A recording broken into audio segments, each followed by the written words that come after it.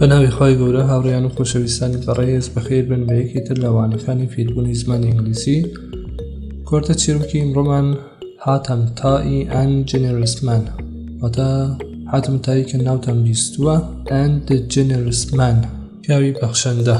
بەلەوە دەست پێ بکەن بەم کۆرتە چیرۆکە لە بێتانەچی کاناڵەکەی خۆتان سابسکرایب کەن و زەنگۆڵەکە لێدەن. بۆچی؟ بەوەی کە یوتیوب بە هەناردنی نۆتیفیکیشن ئێوە ئاگادارەکاتەوە بەو کۆرتە چیرۆکانە دایدەنین و هەروەها دەتوانن ئەو ڤیدیۆ تایبەتانەتوانن ببینن. هاتەم was asked, have you seen a generous person than yours؟ لە حاتەمیان پرسی ئایا کەسێک بەخشەندەتر هەیە لە تۆ؟ He answered، وەڵامی داوە، وتی yes، بەڵێ. A man who had only 2 sheep. He slaughtered one for me at night. I prized the taste of the liver. Tomorrow morning he also grilled the liver of the second sheep for me. وەڵامەکەیەوە بوو، دەڵێ a man پیاوێک کە تەنها 2 مەڕی هەبوو. Had only 2 sheep. Sheep مەڕ. He slaughtered one for me at night. ئەو یەکی لە مەڕەکانی شەوانە بۆ من سەربڕی. He slaughtered سەربڕین.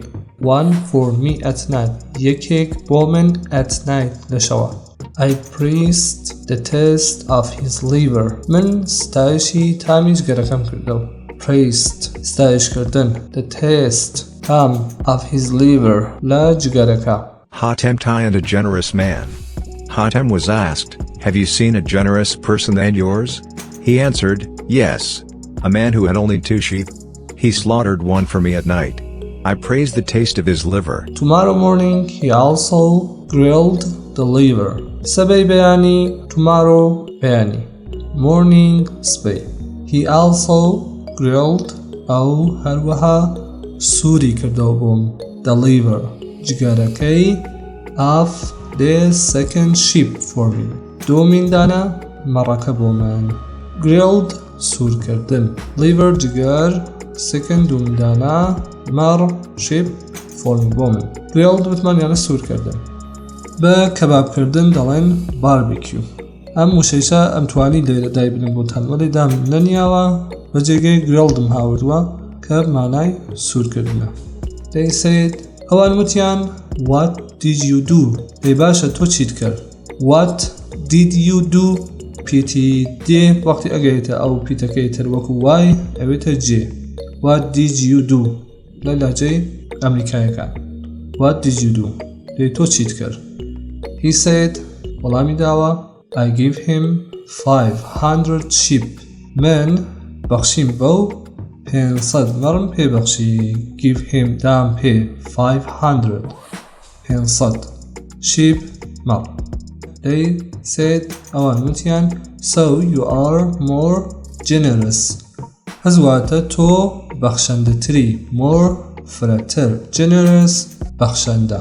He said، ئەو وتی no because چونکە he gave me all he had. ئەو هەرچیکی بوو دای بە من.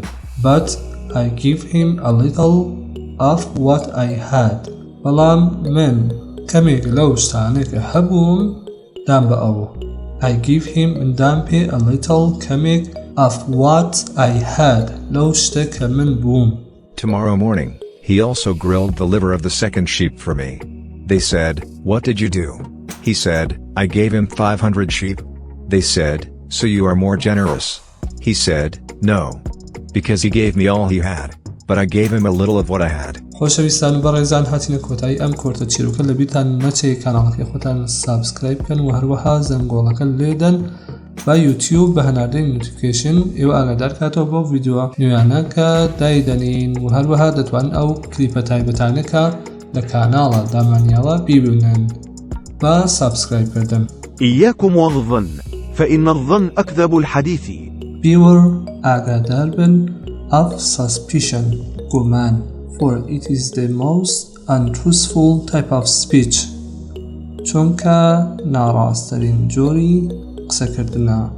گومان چونکە ناڕاستترین جۆری قسەکردنە.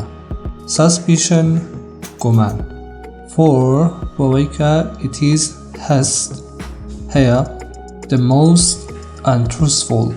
most یکی له. untruthful ناراسترین. type of speech.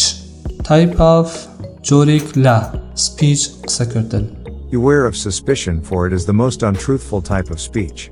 پس هەمووی دەبێت ئەوەی کە یاسای ئیسلام هانی ئاشتیە هەر شتێک قەدەغە دەکا کە بێتە هۆی دەرز و دوژمنێتی و ڕەبط لە نێواندا.